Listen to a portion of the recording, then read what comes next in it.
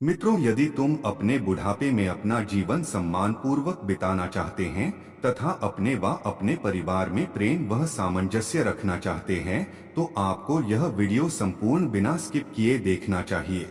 Number 1, आप अपनी संपूर्ण कमाई को 5 भागों में वितरित करें। एक भाग को अपने सभी लोगों से छुपाकर सुरक्षित रखें। इस भाग का अपने अंत समय तक किसी को भी ना बताएं। दूसरे भाग को अपने परिवार की खुशियों के लिए सुरक्षित रखें। वर्ष में एक आध बार इस धन से अपने परिवार को विशेष खुशी दें। इसमें आप उनको कहीं बाहर भी घुमाने ले जा सकते हैं। तीसरे भाग को अपने परिवार की शिक्षा व रहन सहन पर खर्च करें। चौथे भाग को परिवार के खाने पीने वह अन्य जरूरतों पर खर्च करें। पांचवें भाग को आकस्मिक जरूरतों के लिए सुरक्षित रखें। नंबर 2, अपनी आय के सुरक्षित भाग को भावनाओं में पढ़कर किसी भी व्यक्ति को कभी ना बताएं। अपने जीवन साथी को डो भी नहीं, क्योंकि माँ का दिल अधिक भावनात्मक होता है। नंबर 3, संतान जिस दिन से आपका कहना ना माने और वह आपके कहने को नजरअंदाज करने लगे, उसी दिन से आप उसके जीवन में दखल अंदाजी बंद कर दे। उसको एक बार प्यार से समझाएं। यदि वह समझ जाए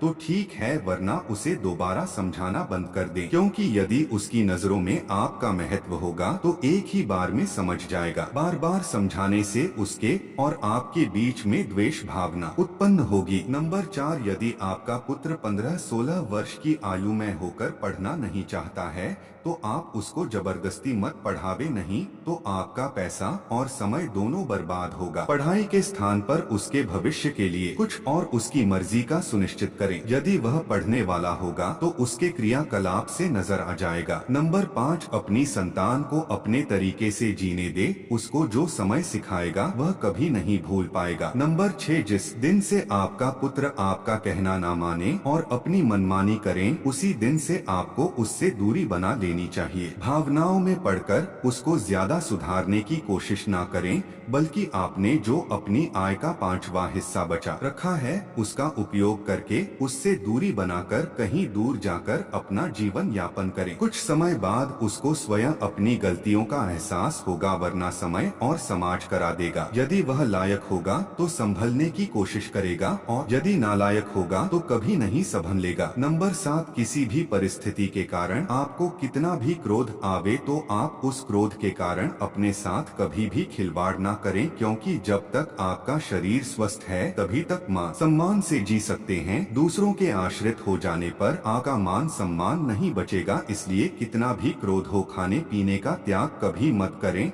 बल्कि उस समय आपको अपने शरीर का और भी अधिक ध्यान रखना चाहिए। नंबर 8, अपनी सामाजिक जिम्मेदारियां को जल्द से जल्द पूरा करने की कोशिश करें। जिम्मेदारियां पूरी हो जाने के बाद निश्चिंत होकर सम्मान पूर्वक अपना जीवन व्यतीत करें। नंबर 9, यदि आपकी संतान आपकी सामाजिक जिम्मेदारियों को पूरा करने में आपका सहयोग नहीं कर रही है तो उसको वहीं से छोड़ दें। अर्थात यदि आप अपने पुत्र का विवाह करना चाहते हैं और आपका पुत्र बगैर सही कारण के मना कर रहा है तो एक बार अवश्य उसे समझाएं। यदि मान जाए तो ठीक, वरना आप अगली जिम्मेदारी को पूरा करने की कोशिश करें, वरना आप एक ही जिम्मेदारी पूरी करने में अपना जीवन व्यतीत कर देंगे और अगली जिम्मेदारी समय से पूरी न होने के कारण आपकी दूसरी संतानें भी आपसे असंतुष्ट हो सकती हैं। नंबर 10, यदि आपको अपने परिवार से अलग होकर रहने की स्थिति आ जाए तो आप अपने रहने के स्थान को अपने जीवन साथी के अतिरिक्त किसी और को उस स्थान का पता न बताएं, वरना जब भी आपकी नालायक संतान परेशानी में आएगी वह आपके पास अपना काम निकालने के लिए पहुंच जाएगी और आप भावनाओं में बहकर उसकी परेशानी देख नहीं पाएंगे और वह जीवन में कभी भी कोई संघर्ष करने के लायक नहीं रहेगा। उसका काम पूरा होते ही वह फिर आपको दूध की मक्खी की तरह से अपने जीवन से निकाल फेंकेगा। उसके बाद आपके पास कुछ भी नहीं बचेगा। मित्रों, यह कलयुग है, अब श्रवण कुमार नहीं पैदा होते हैं।